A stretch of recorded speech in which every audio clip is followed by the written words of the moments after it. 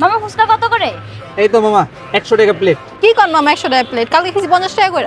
আরে আমার বাসার সামনে খাইছি 30 টাকা করে। আপনার কি মাথা সমস্যা? আচ্ছা ঠিক আছে আপা, আপনার গলিগা একদম 50 টাকা প্লেট রাখবো। আচ্ছা তাহলে 3টা দেন। আচ্ছা ঠিক আছে দিতেছি। ও মাই গড, হাউ ফানি। একদম। খাও বুঝবা। নেন মামা।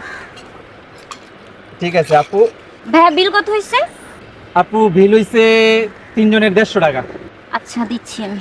আপু দাঁড়ান, আমার ফুচকার দোকানে একটা রুলস আছে, যেই মেয়ে সবচেয়ে বেশি সুন্দরী বিল ওই মেয়ে দিবে। আচ্ছা আমি দিচ্ছি। না না আমি দিচ্ছি। এই আমি দিচ্ছি।